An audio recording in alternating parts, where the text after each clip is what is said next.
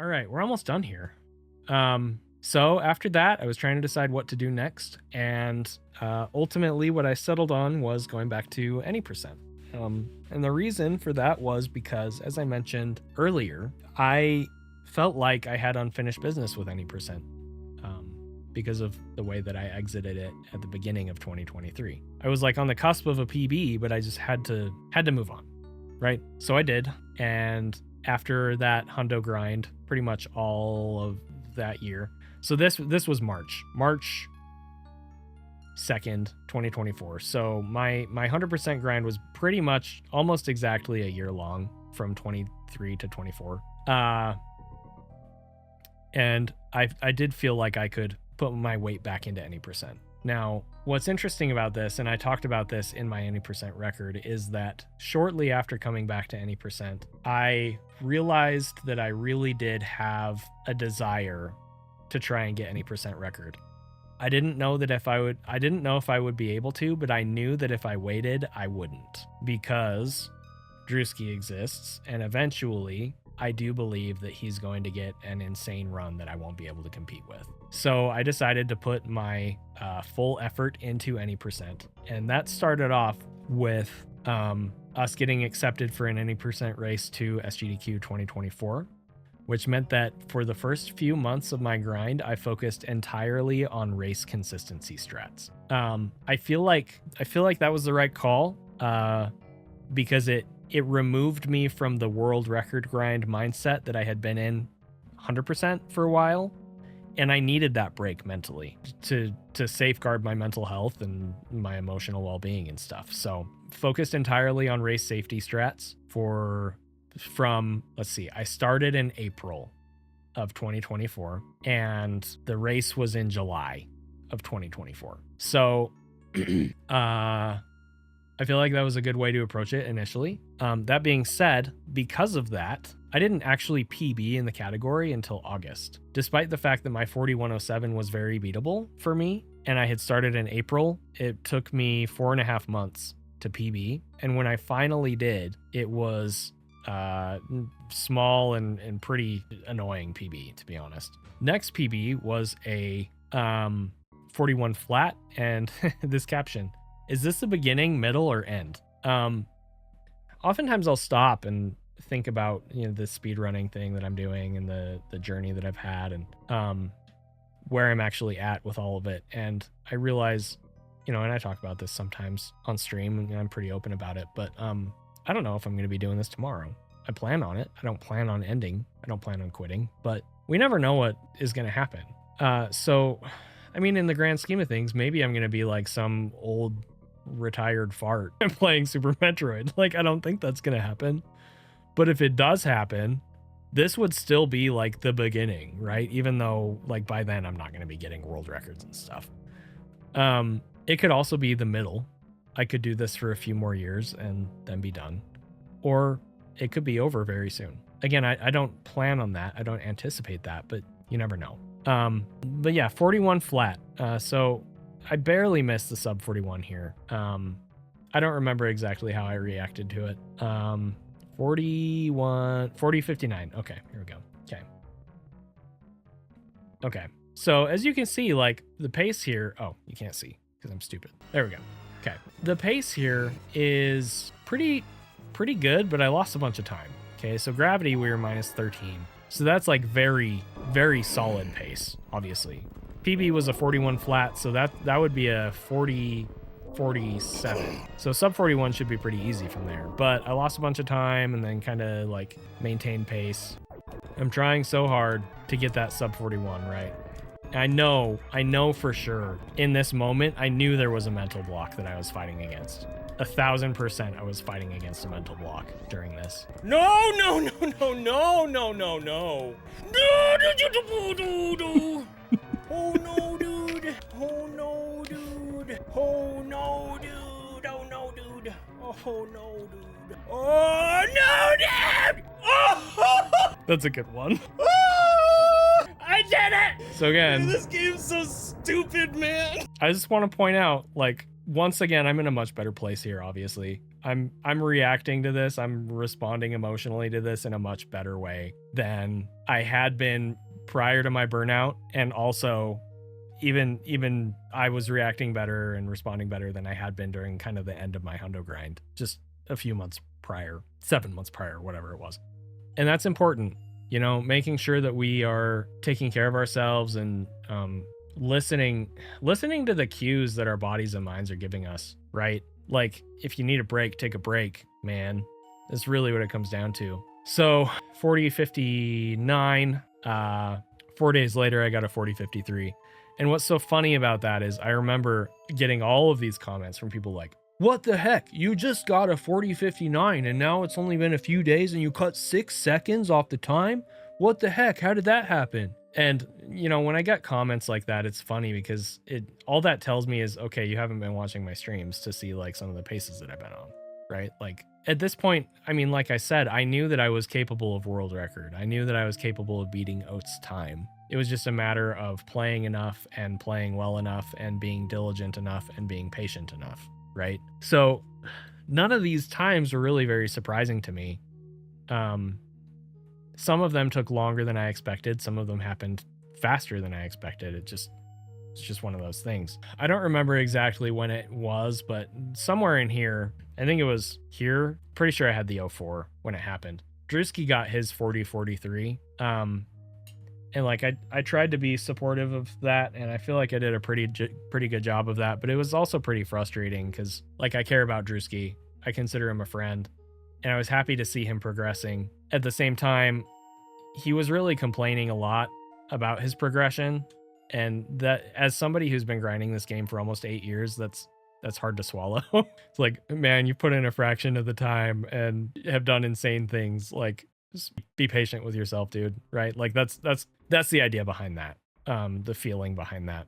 And the other thing that was frustrating about that was I was working so hard to try and be the next sub 41. He got there first, and that's fine. Like, I accepted it. I wasn't upset about it. It is what it is, right? But everybody, okay, not literally everybody, a bunch of people in the community either would come into my stream and be like, oh yeah, like Drewski did it.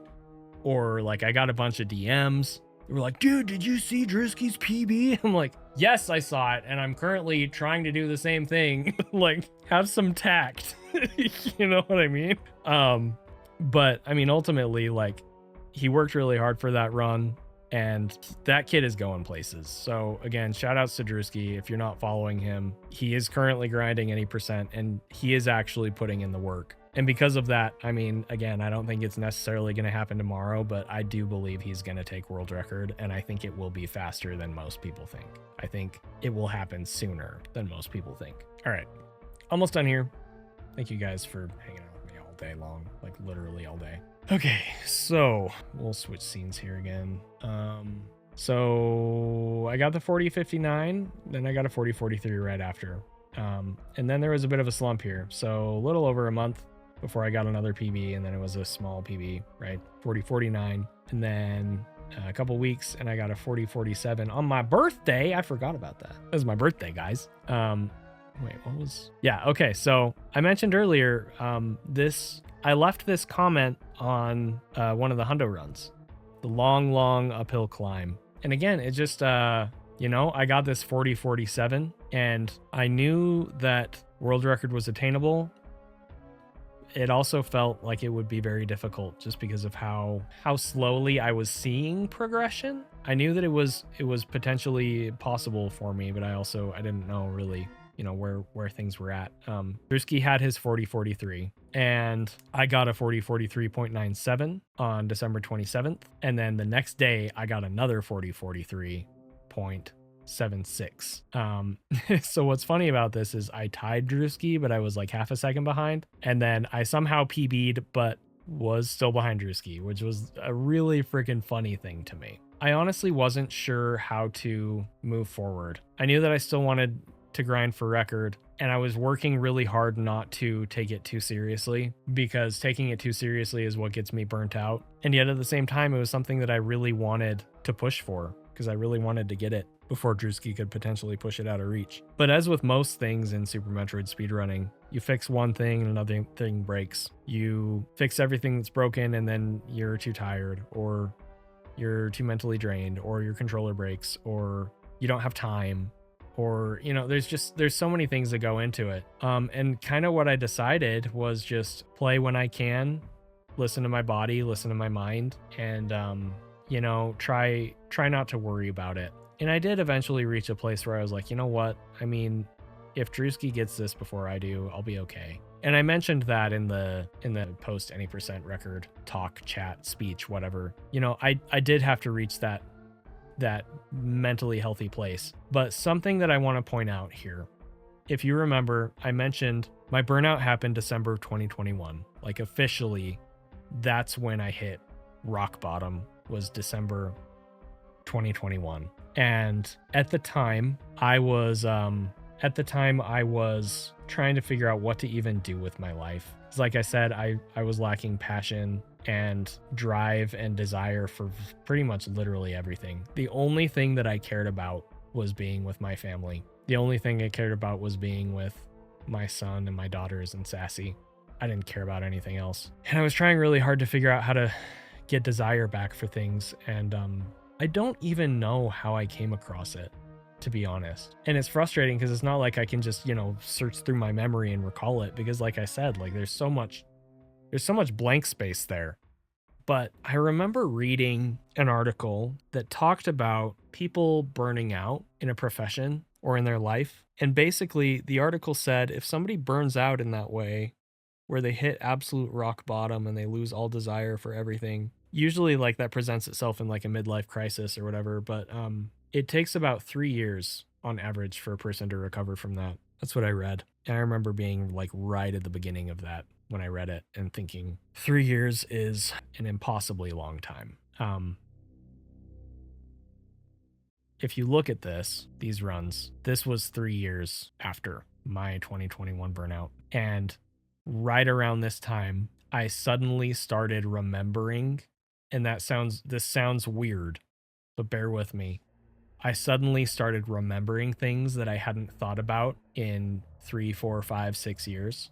Mostly positive, but some negative as well. But it's like a fog or a cloud was like lifted off of my brain, and I was remembering all sorts of things that I had experienced in life. And also, I started remembering things about myself, not like things that I had done necessarily, but things about my personality, things about who I like to be at my core, things that I feel inside of me at my core, how much I care about my family, like not Sassy and my kids, but like the rest of my family, how much I care about my friends, how much I care about helping people. Like, it was just so interesting because literally 3 years, almost exactly 3 years, suddenly I'm sleeping better. I'm feeling better. My smiles are more genuine. It's easier to get into that goofy mood that I do. It's easier for me to be like, oh, this annoying thing needs done. Okay, I'll just go do it. You know, like it's like I started feeling like a functional, full version of myself again that I had not seen or felt or had access to in so long. And I've explained this before, but when I really started thinking about it, I realized that I suddenly felt like an older, wiser, I would even say happier version of this kid. I got baby skip last time. I feel it's funny because we're very different people. I am a very different person than this kid was. And yet there are a lot of things inside of me that make me feel so much more like him than I did 2-3 years ago. It's actually insane. And so that's kind of why I've been pointing out, you know, as we've been going through all this stuff today, it's kind of why I've been pointing out like changes in like my cam, in my demeanor, in the way that I act, the way that I hold myself, the way that I interact with people, stuff like that. You know, I'm definitely older and wiser and a generally very better person than he was. but like the intrinsic like core personality traits that I have are more like him. And that makes me really happy because it really does make me feel more like myself than I have since like 2018, 2019. And yeah, I mean, that all culminated in this run, the any percent record. So we'll watch that, and then I'll just quickly go through the low percent, kind of the notable low percent PBs. Thanks, Drewski. Yeah, feeling is mutual, man, for sure. And I did see your earlier comment, and I can address that really quick. I understand that you know, obviously you were afraid that I was going to do this first. You were afraid that I was going to get record first. I get that. And that's part of, you know, that's part of why your reaction video went the way that it did. And it's also part of why I decided to be patient about it, because I understand that fear, I guess. Yeah, you like the title. I understand the feeling, obviously. I guess the main difference is just, and I mean, I don't mean this like to dismiss your feeling at all, to be clear. I don't think you can understand how I feel just because of the time difference and the time disparity. But like the core of the feeling, I think, is the same, you know, being apprehensive or worried that someone else is going to reach your goal before you do. And how do you process that, especially when they're your friend, and, you know, all that stuff. Like I've said before, if there's anybody who understands those feelings, it's me. Like, not that I can understand exactly how you feel, because everybody's different, of course, but I get that. So yeah, we're good, Drewski. And honestly, I know I already told you this privately, and I'm happy to say it publicly. I'm really excited to see what you do. Really excited to see where you go with this game. Again, I mean, shout outs to this guy. If you haven't been watching him, go watch. Because I'm serious, like, I don't think it's happening tomorrow, but it could happen tomorrow that he gets any percent record. It literally could. So if you're interested in seeing that, go watch him. Okay. So anyway, yeah, any percent run. We've been over this many times, so I'm not going to waste your guys' time with this, but basically this run started off, it's so funny. 437. Okay. Let me just say, I don't get 437s hardly ever. I got one here. This is so on brand for classic Zeni, getting like a sick early game pace and then just seeing it through. Like, you go back to like the 113.04, 112.53. I just get on crazy early game paces, and then I'm just like, okay, just go, right? And so that's why this is so funny to me, is because like, I had completely abandoned that type of grind. Because a long time ago, I used to do that thing where, and I forgot to mention this earlier, and that's my bad, but I would do that thing where I would reset runs that I had no business resetting just because I refused to accept a PB that didn't have a good early game. And eventually I was like, I can't do that anymore. And so I started focusing a lot more on no resets and consistency, and that's made it way more sustainable for me to grind this game. And through doing that, somehow I end up with this run where I get the insane early game. 437 bombs. 824 is not the craziest powerbomb time ever, but it's close to my best. I think it's okay, plus 1.3 compared to my best pace ever. Okay. We get to Fantoon. He gives us a fast. We get the one round. We have a, you know, not perfect, but very, very good wrecked ship. We get a freaking first ever sub 13 gravity somehow. And now I'm getting like screwed by drops in RNG, so I'm losing some time in this segment. It's okay. That's how it goes. I only have 2 supers. This run is already dead. I've just accepted it. It's over. Okay. 1 super. Boom. 4 supers. Okay, well, time to go. Like, suddenly the run is back on. So I'm on the craziest early game pace of my frickin' life, and somehow the game gives me an out with drops. I get stupidly lucky. I'm saving time on that segment, even though it wasn't a very good segment. I'm -4 compared to my best pace ever at this point. I get into Lower North Fair. I don't choke Lava Spark. I don't choke worst room in the game. I get good drops from the pirates. I'm full on supers here. I don't mess up this strat. I have an amazing Ridley fight that ends up with a frickin' 63-second room which this wasn't out of the ordinary for me, but having it on this pace is absolute insanity. It's just freaking insanity, dude. I mean, I put all of my practice and all of my efforts into being consistent at this run. That's why I did 2010 with the missile super loadout. A big part of that was Ridley. I practiced Ridley more than I've practiced anything else, and learned how to manip him out of swoops at the right times to get faster kills, blah, blah, blah. We're minus 24 seconds, 7 seconds faster than my best pace ever, okay? Don't choke the lower Norfair escape. Get to Varia. Somehow, we're still maintaining pace. Barely lose any time. Get to Meridia. I don't even remember how that went. Oh, shoot. Okay, made a little mistake there. Okay. Oh, shoot. Got a good amount of drops from Batoon. Get to Dragon. Dragon fight is way more consistent for me than it ever has been before. Get the fast Dragon pattern. Get the spike suit. Don't mess up on the way back, really. Get to G4. Saving time on the way to G4.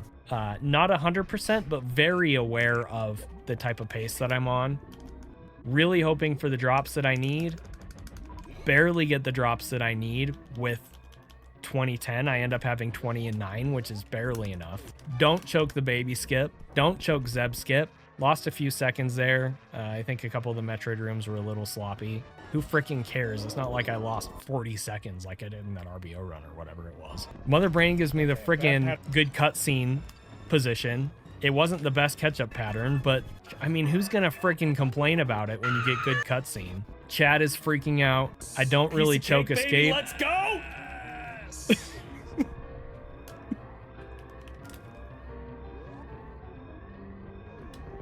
Holy whoa! Incredible. Oh no! Extreme cringe that I can't handle.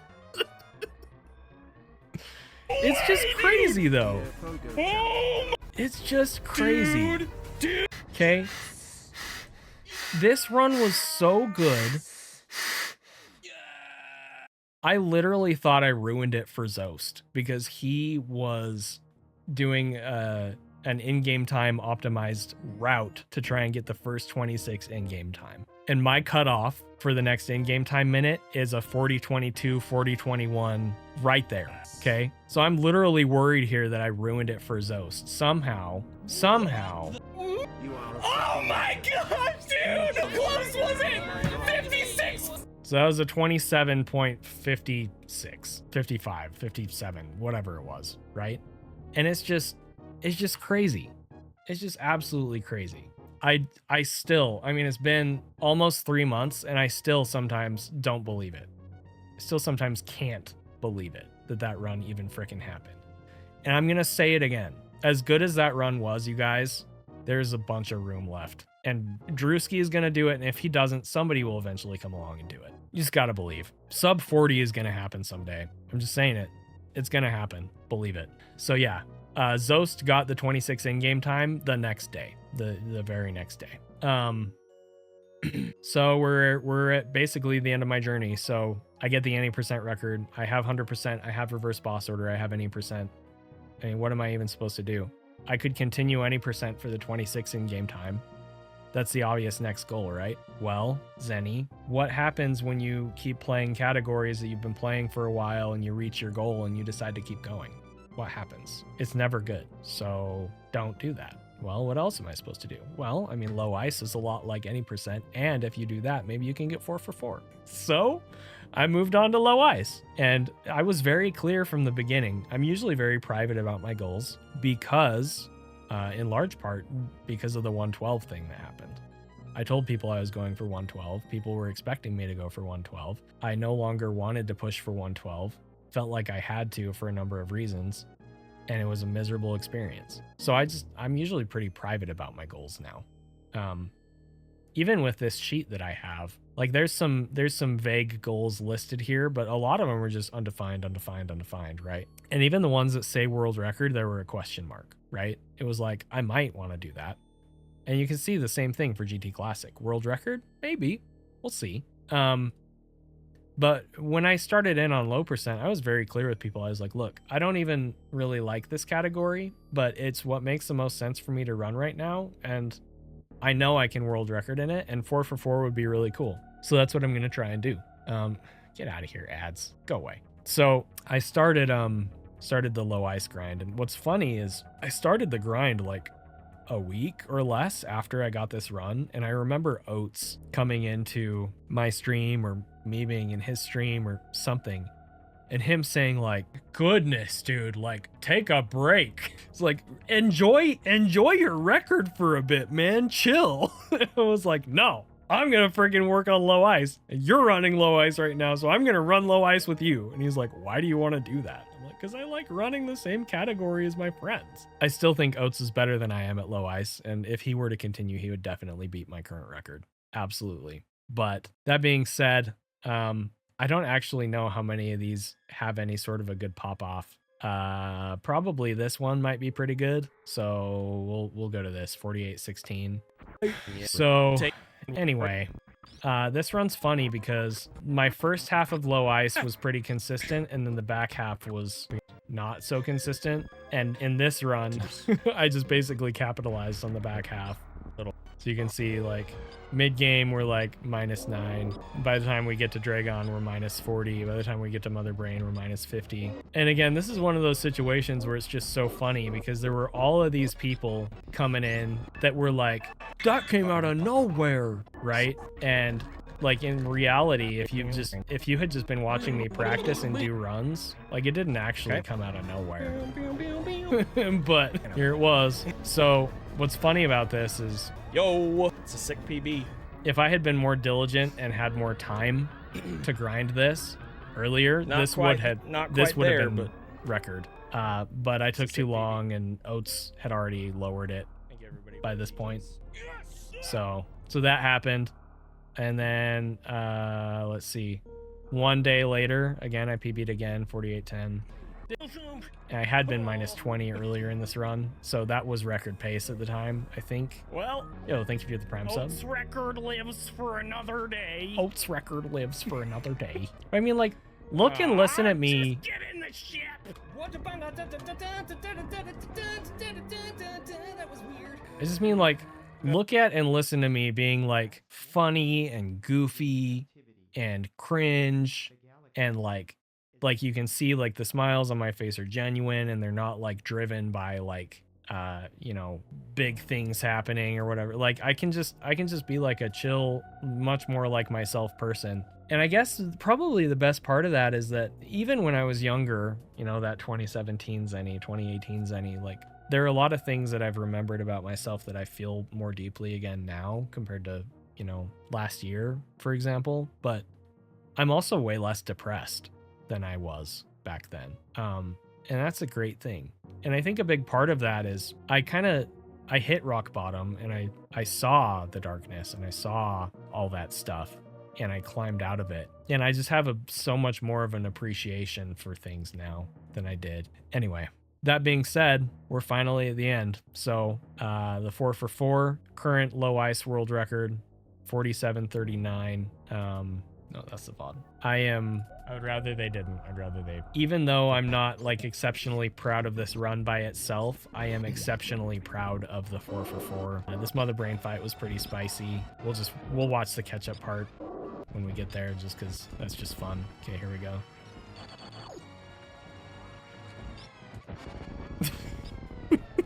It's so spicy, man. I was so worried about getting hit by one of these. I don't know. Anyway, like, the pace is good. Got a couple golds. We finish out the run. I wasn't looking at my pace was hidden and stuff, so did the best I could. Oh my gosh! Yeah, we did it!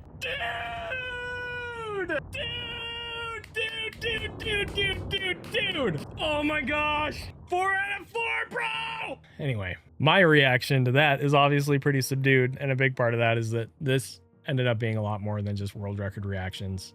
But I feel like it's been a really good thing for me to kind of open up and just really talk about my journey.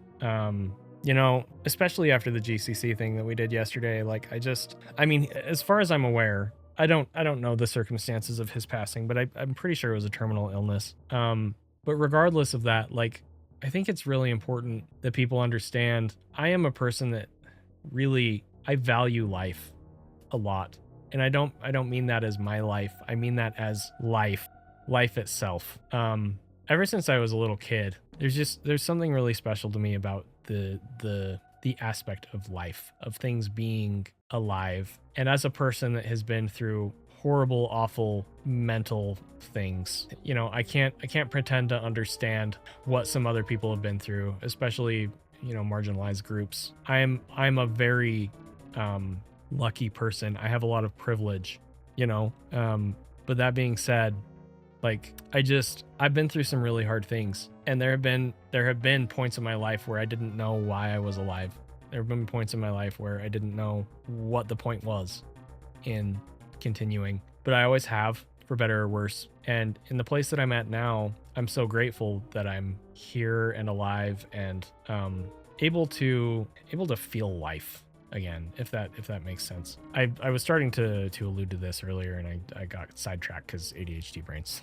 But I remember one time when I was a kid, and I was talking to Sassy about this the other day. We had cats growing up. I don't know where Nia is. He's being a bad cat. But we had cats when I was a kid growing up, and I remember one time looking at one of our pet cats, and I remember watching it breathe and petting it and feeling it purr and feeling its heartbeat and looking at its eyes and the way that it was looking at me and that it could see me and that I could tell that it like had feelings about me and like, you know, just all of this stuff. Like, oh, like this is a thing that's not me that is alive. And I just felt something really special and deep about that. I remember asking my mom what it was, you know, why what I was feeling, basically, because I was like, you know, a kid. And my mom just told me, you just love life. I remember one time, this is probably, I don't know, this probably is going to actually go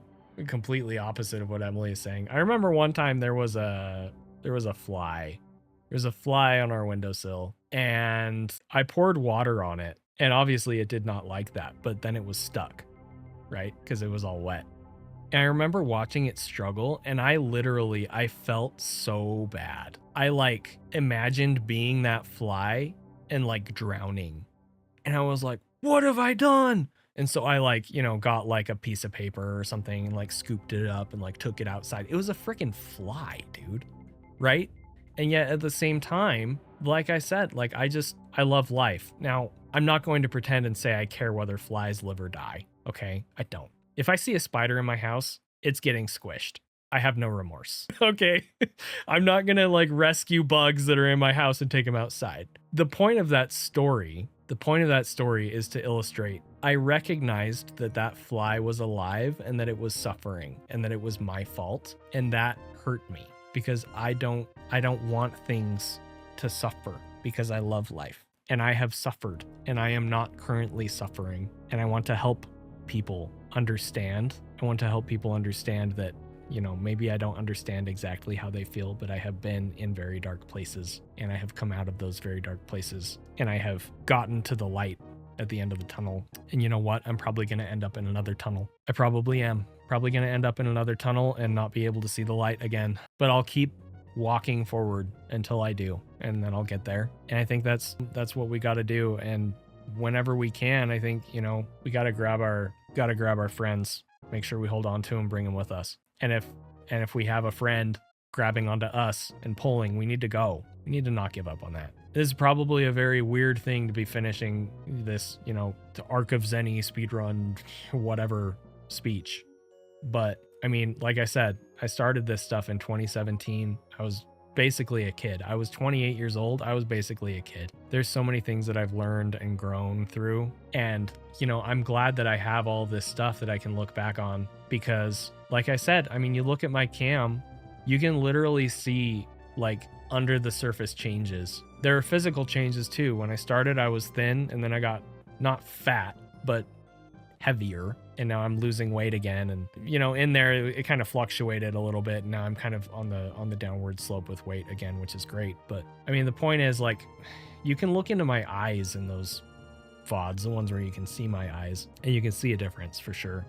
You can listen to the way that I use my voice and the way that I express things and the way that I laugh and the way that I smile and the way that I, make stupid noises and the way that I sing and all that stuff. And it's not hard to tell that I'm in such a better place now. And I guess the last thing that I'll say is, all I can really say, this will probably never reach you, person that I'm talking to right now. And that's okay. But if you came into my stream when I was in the deepest, darkest pit of hell and it was uncomfortable, or you couldn't handle it because I was too depressed or too angry or I complained too much, I'm sorry. And it's okay if you never come back, because I get it. But we have a good time here now. And I'm going to do the best I can to make sure that we keep having a good time. Anyway, all that being said, I have been live for, I think, over 12 hours, if not over 12 hours, just about 12 hours. So I got to go.